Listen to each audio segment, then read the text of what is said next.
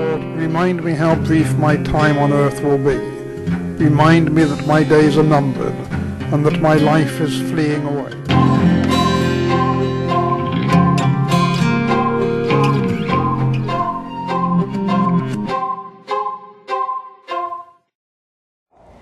Well, I'm kind of every breast cancer survivor's worst nightmare, really, because I was first diagnosed in 2004 with stage 1.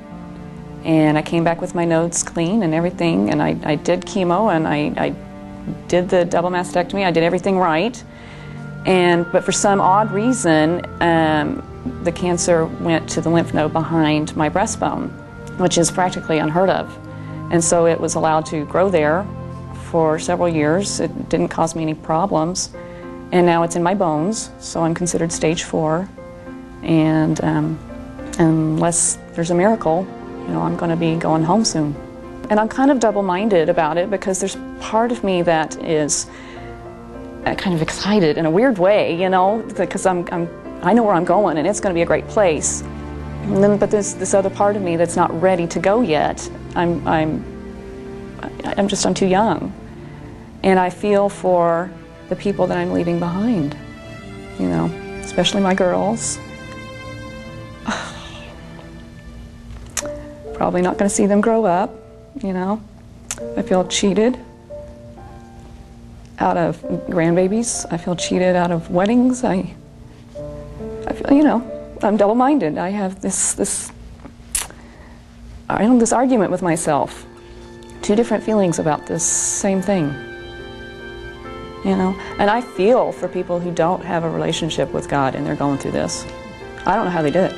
I really don't. And I even feel for those people who maybe do have a relationship but don't really know Him. I mean, know Him to the very core of your being. Know that He is good. Know that He loves you, because sometimes it doesn't seem like that. It doesn't seem like He's good. And it doesn't seem like He loves me. But since I know that with every inch of me, that's my hope and that's my comfort. And I really do feel for anyone who does not have that foundation. Here on the island of Inchcolm, the 12th century abbey lies in ruins. The monks have long gone. Nothing lasts forever. And in the blink of an eye, everything passes away. And not a single one of us knows how much longer we have left to live. Now listen, you who say, today or tomorrow we will go to this or that city, spend a year there, carry on business and make money. Why, you do not even know what will happen tomorrow. What is your life? You are a mist that appears for a little while and then vanishes. Instead, you ought to say, if it is the Lord's will, we will live and do this or that. As it is, you boast and brag. All such boasting is evil. Anyone then who knows the good he ought to do and doesn't do it, sins. The monks of Inchcolm had a strong faith in Jesus, just like Stacy, who spoke to us a few moments ago. A faith that requires action today, because tomorrow may never come. For each one of us, our time on this earth is fleeting, and there is no time for delaying what should be done today. No time for putting off until tomorrow. Today is the day when we must turn when into now. This is the day that the Lord has made. Let us rejoice and be glad in it. Do not boast about tomorrow, for you do not know what a day may bring forth. 2 quotations from the Old Testament scriptures. The first one came from the book of Psalms, the second one from the book of Proverbs. Because tomorrow may never come, then today is the day when we must turn intentions into actions.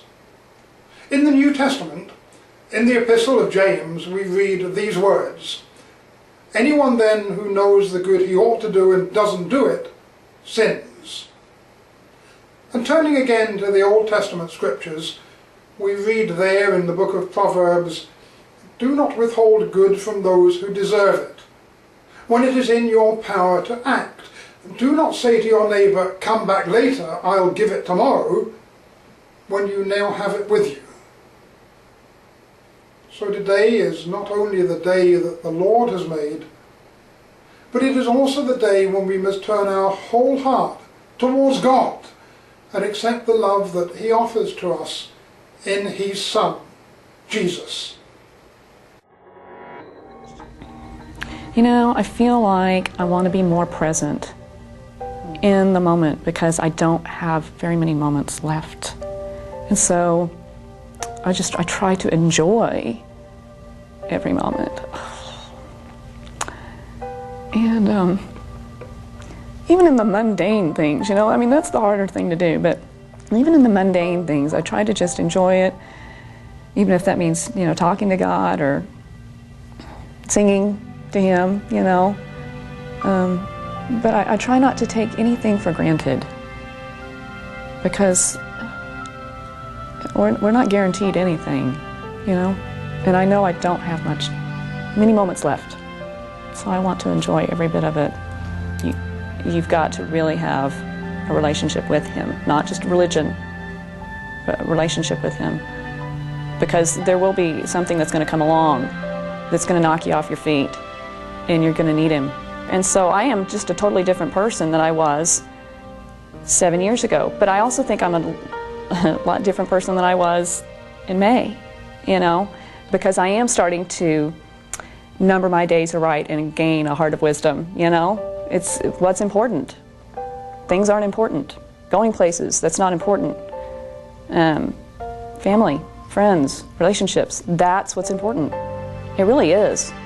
It's the only thing that you can really, I guess, in a way, take with you in your heart, you know. Don't expect tomorrow to come. It may not be there. You can't wait until you're sick to start living, because to be honest with you, a lot of the time you don't feel good enough to do what you want to do, you know. You need to start living now. Now. There's no wait until the doctor tells you. You need to fix the relationship now. You need to live in the moment now. You need to enjoy yourself and the people that you're with now.